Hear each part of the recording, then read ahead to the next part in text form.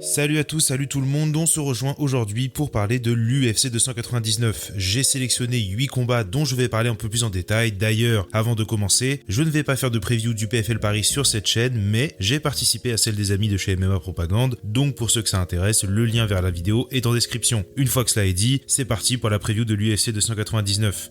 On commence sur la carte préliminaire avec le combat qui oppose Robéli Despienne à Georges Parisian. Si vous n'avez pas suivi le buzz autour du moment de sa signature à l'UFC, Robéli c'est un médaillé olympique de taekwondo aux Jeux de Londres en 2012 qui a fait sa transition à MMA en 2022. Il a combattu 4 fois, 4 victoires au premier round dont 3 avant les 15 premières secondes. Je ne vais pas mentir, au vu du niveau d'opposition et de la longueur de ses combats, on ne sait pas grand chose sur son niveau en MMA. On sait simplement que c'est un très bon striker forcément, on sait qu'il est athlétique et que c'est un poids lourd naturel, ce qui lui permet d'être très dynamique. 3 facteurs qui à eux seuls lui permettent déjà d'être meilleur que la moitié des poids lourds de l'UFC. J'exagère à peine. Surtout, il a une allonge de 2m21, ce qui est le record de l'UFC de l'histoire. D'une façon globale, c'est un monstre de physique et même s'il a 35 ans, il pourrait avoir cette longévité cubaine qui lui permettrait de faire une vraie carrière. À titre de comparaison, Yoel Romero est arrivé à l'UFC à 36 ans après tout. Respect à Georges Parisian, mais c'est un peu le fond du fond de la classe chez les poids lourds de l'UFC. Je pense qu'il a été mis là pour que Robélis mette un KO spectaculaire et qu'on passe rapidement à autre chose. Je vais pronostiquer Robélis par KO dans le premier round. Je ne suis pas certain qu'il ait de quoi devenir un vrai contender chez les lourds à terme, mais il y a une vraie intrigue autour de ses débuts au moins. On passe ensuite à l'affrontement entre Mateus Gamrot et Rafael Dos Anjos. Je vais commencer par dire que sur le papier, ce combat n'a pas énormément de sens. Gamrot sort de 2 victoires contre Jalin Turner et Raphaël Viziev, et certes, il y a un contexte derrière ces victoires, mais je pense qu'il mérite un peu mieux qu'un combat contre Rafael Dos Anjos, si je suis sincère. Cela étant dit, il doit s'en contenter, donc allons-y. Dos Anjos a de très bons restes, et d'ailleurs, je dois dire que rares sont les combattants qui ont maintenu un tel niveau de compétitivité tout au long de leur carrière. C'est assez impressionnant. Ce n'est pas le Dos Anjos des meilleures heures, mais il est toujours très compétitif, et à 39 ans et après plus de 45 combats professionnels, il faut le saluer. Mais je crois que Gamrot va le battre. Déjà sur un plan physique, ils sont relativement similaires et les problèmes qu'a eu Gamrot avec l'allonge de Jalin Turner ne seront pas là. Surtout, je crois qu'il va pouvoir imposer son rythme à Dos Anjos. Ces dernières années, beaucoup des victoires de Raphaël passent par sa capacité à imposer de son grappling et de longues phases de contrôle à ses adversaires. On l'a vu contre Barberena, on l'a vu contre Mike Cano et même contre Paul Felder, même si ça commence à remonter. Et quand il est un petit peu mis en difficulté sur le plan physique, ça se complique pour lui. À ce petit jeu-là, je crois que Gamrot est un lutteur trop dynamique pour lui, à ce moment-là de sa carrière du moins. Le Polonais a un style de lutte unique avec ses saisies de talons qui semblent un peu anachroniques en MMA, mais qu'il fait parfaitement fonctionner même si globalement, il cherche surtout le single leg. Et s'il attrape votre jambe, vous êtes sur le point de passer un long moment parce que quoi que vous fassiez ou presque, il a des options. La partie la plus importante de sa lutte selon ses propres déclarations, c'est de rester constamment actif, ce que beaucoup de combattants ont du mal à gérer. D'une certaine façon, une comparaison avec celle de Merab est possible, non pas dans le style, mais dans le fait que c'est un insoutenable test de cardio et d'adaptation qui fait plier ses adversaires. Je crois que Dos Anjos va avoir du mal à tenir le choc de ce point de vue-là. Aussi, et ça c'est très spéculatif, mais Raphaël n'est pas descendu chez les poids légers depuis plus d'1 an et demi. On sait qu'il souffre pour faire le poids. Est-ce que ça peut jouer? À 39 ans, on imagine qu'un coaching c'est pas très marrant, donc peut-être que ça va un petit peu altérer sa fraîcheur physique. En tout cas, je vais pronostiquer Gamrot par décision, un 30-27 bien senti, un petit peu ennuyeux aussi, si je dois donner mon avis.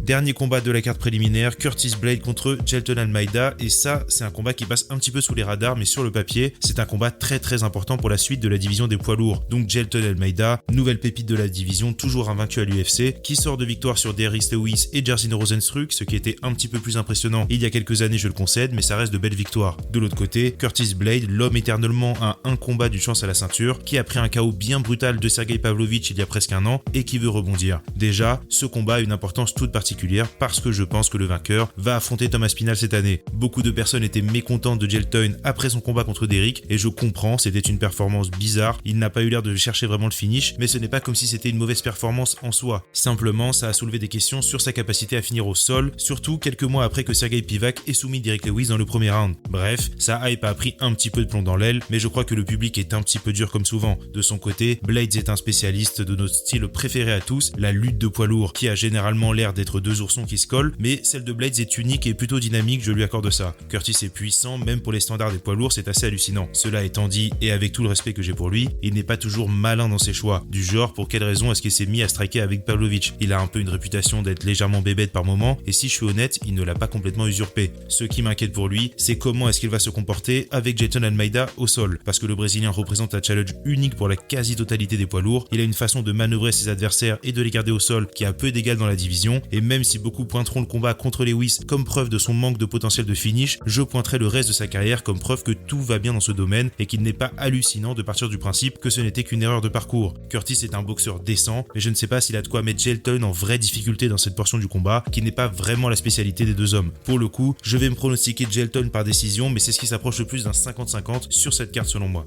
On passe au combat qui ouvre la carte principale de la soirée, Petr Yan contre Song Yadong, et ce combat a le potentiel de voler le show. Honnêtement, l'enjeu de ce combat est plutôt clair, deux combattants sur une trajectoire opposée, Petr Yan veut se relancer après 3 défaites, et surtout, cette grosse contre-performance contre Merab. Et de son côté, Song Yadong veut enfin passer le cap du top 5 en battant son premier adversaire de très gros calibre, même si, et ça il faut pas le dire trop fort, mais il fait partie de la longue liste d'athlètes qui ont une victoire contre notre main eventer du soir, Marlon Vera. Je crois que beaucoup de l'intrigue de ce combat tient sur Petr Yan. Quelle version de No Mercy va débarquer lors de l'UFC 299? Est-ce qu'il est revanchard? Est-ce que la défaite contre Merab l'a profondément heurté ou alors l'a-t-elle remotivé? Sur ces points, il n'y a que la spéculation qui est possible et je vais donc spéculer que Petr Yan va arriver revigoré et motivé et qu'il sera à son meilleur niveau. Pour parler un peu de Song, il n'a que 26 ans et d'ailleurs on a l'impression que ça fait 4 ans qu'il a 26 ans, mais Song Yadong est toujours au balbutiement de sa carrière. C'est assez fou le niveau d'expérience qu'il a à son âge. Évidemment, c'est d'abord un boxeur très puissant et très dynamique, mais depuis qu'il a commencé à travailler avec la team Alpha Male d'Uriah Faber, on le voit mélanger un peu de lutte et ça le rend beaucoup plus dangereux et imprédictible. Très bon choix d'ailleurs, très malin de sa part d'un combattant aussi jeune d'avoir fait le choix d'aller s'entraîner dans ce gym, ça en dit beaucoup je pense sur sa maturité. Cela étant dit, je doute qu'il puisse emmener Yan au sol, car même si Merab l'a un petit peu fait oublier, le russe a une bonne défense de lutte de manière générale, ce qui est d'autant plus surprenant pour un combattant sans passif de lutteur. Je pense qu'il va réussir à maintenir le combat debout et à ce petit jeu-là, malgré les qualités de Yadong, je doute qu'il puisse tenir la pression de Yan. Petr a une boxe vicieuse et à son meilleur, il est l'un des meilleurs de l'UFC tout court dans le domaine. Au-delà de ses qualités techniques évidentes, ce qui fait son style, c'est que chaque coup touche durement. Il n'y a pas de frappe pour rien dans son anglaise, tout est envoyé pour faire mal. Je crois que le combat contre Corey a démontré que même s'il était extrêmement durable, Song Yadong se fait beaucoup toucher et ses mouvements de tête sont un petit peu lisibles par moments. Je pense qu'un combattant du calibre de Petr et de l'expérience du russe va trouver les ouvertures et prendre l'ascendant. Je fais le pari qu'il ne parvienne pas à finir Yadong en revanche, qui est très résistant. Victoire de Petr Yan par décision selon moi.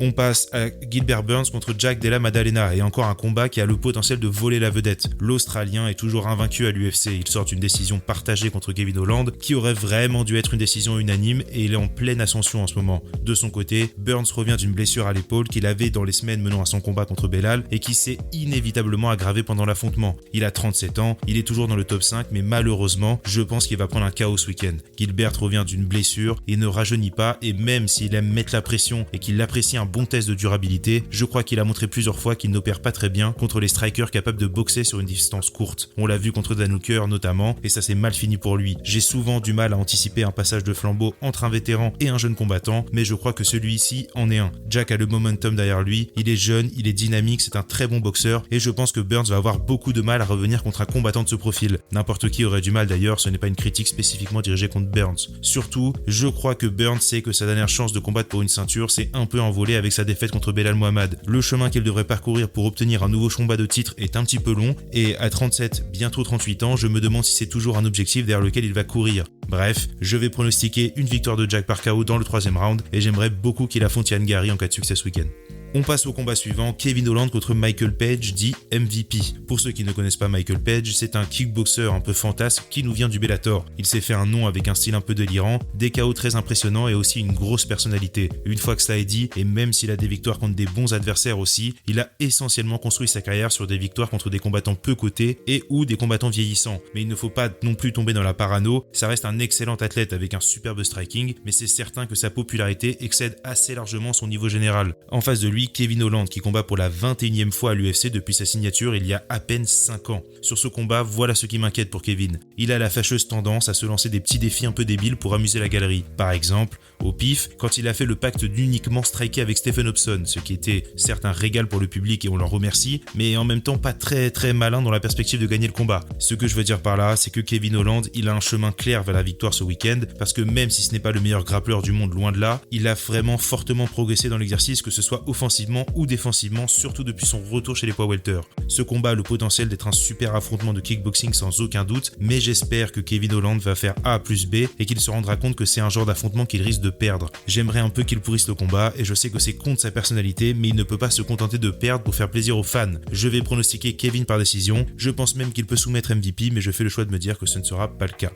On passe au co-main event de la soirée et le combat qui nous intéresse le plus sur cette carte, Dustin Poirier contre Benoît Saint-Denis. L'enjeu, on le connaît tous mais on va le rappeler quand même. Dustin Poirier vient de perdre contre Justin Gaethje dans ce qui ressemblait un peu à sa dernière chance d'obtenir un combat pour la ceinture incontestée. De son côté, Benoît le vent en poupe. Il est sur une série de 5 victoires par finish et sort d'un combat qui a beaucoup fait parler contre Matt Frevola. C'est une très grosse opportunité pour Benoît. En cas de victoire, il devrait se retrouver dans le top 3-4 de la division et regarder vers un autre très gros combat, voire même un combat de titre si les étoiles s'alignent. Évidemment, qui dit montée de prestige d'adversaire, dit souvent montée de niveau. Et pour Benoît, c'est un gros palier ce week-end. Du côté français, je doute qu'on veuille s'aventurer du côté boxe de la force en revanche. Dustin Poirier vient peut-être de se manger un KO, mais il reste l'un des boxeurs les plus dangereux et les plus incisifs de l'UFC. La solution pour moi pour Benoît, c'est le sol et plus particulièrement de prendre l'initiative au sol. Dustin Poirier n'a pas un mauvais sol du tout, loin de là d'ailleurs, mais il a besoin d'avoir l'initiative et il a souvent besoin d'être collé contre la cage pour être efficace. On l'a vu donner son dos contre beaucoup d'adversaires et il a un petit peu mal en défense d'une façon générale. Maintenant, une fois que cela est dit, il faut aller au sol et ça ne va pas être simple.